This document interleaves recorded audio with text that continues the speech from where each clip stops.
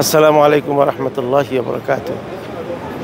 আলহামদুলিল্লাহ, আমরা মক্কা মুকাররমা থেকে ৩৩ কিলোমিটার উত্তর পূর্ব দিকে জিরানা নামক ঐতিহাসিক জায়গায় আমরা অবস্থান করছি।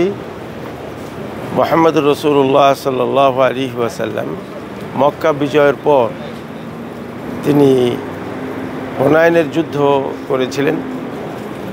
বনি হাওয়াজিন এবং বনি সাকিব গোত্রের সাথে যে যুদ্ধ সংঘটিত হয়েছিল, সেই যুদ্ধের গনিমতের মাল এই জায়গায় তিনি রেখে ঐতিহাসিক তায়েফ অবরোধ করেছিলেন।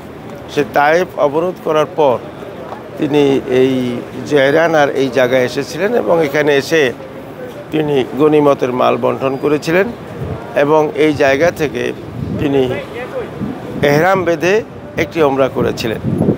আমরা এই সাইনবোর্ডেও দেখতে পাচ্ছি, আনাস ইবনে মালিক রাদিয়াল্লাহু তাআলা আনহু থেকে হাদিসটি বর্ণিত। রাসূলুল্লাহ সাল্লাল্লাহু আলাইহি ওয়াসাল্লাম জীবনে একটি হজ করেছেন এবং চারটি ওমরা করেছেন। এই চারটি ওমরার মধ্যে সর্বশেষ ওমরা ছিল তিনি এই জিরানা থেকে এহরাম বেঁধে ওমরা করেছিলেন। এবং আমরা জানি যে হুনাইনের যুদ্ধে মুসলিমগণ সবচেয়ে বেশি গনিমতের মাল পেয়েছিলেন। প্রায় 12,000 উট পেয়েছিলেন, অসংখ্য গৃহপালিত পশু পেয়েছিলেন। তো সেই গনিমতের মাল তিনি এখান থেকে বন্টন করেছিলেন। যখন সাহাবা কিরাম যখন এখানে ছিলেন, তখন এখানে পানির স্বল্পতা ছিল, পানির অভাব ছিল। তো আমরা বাম পাশে একটি কূপ দেখতে পাচ্ছি, এই যে সবুজ ঘেরা যে জায়গাটি দেখতে পাচ্ছি, এখানে একটা কূপ আছে। কূপটা অত্যন্ত প্রাচীন কূপ, রাসূল সাল্লাল্লাহু আলাইহি ওয়াসাল্লামের সময় সেই কূপটি ছিল এবং এখানের পানি অনেক নিচে ছিল এবং লবণাক্ত ছিল।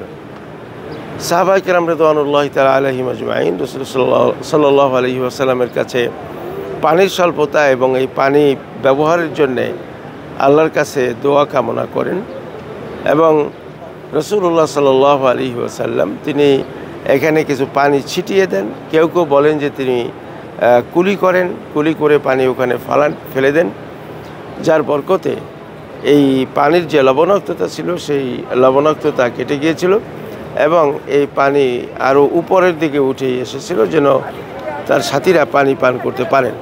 যেহেতু রাসূলুল্লাহ সাল্লাল্লাহু আলাইহি ওয়াসাল্লাম তিনি নিজে তার জীবনের সর্বশেষ ওমরা এই মসজিদ থেকে বা এই জায়গা থেকে এহরাম বেঁধে তিনি করেছিলেন, তো এখান থেকে এহরাম করে ওমরা করার ব্যাপারে কোনো ইখতিলাফ নাই।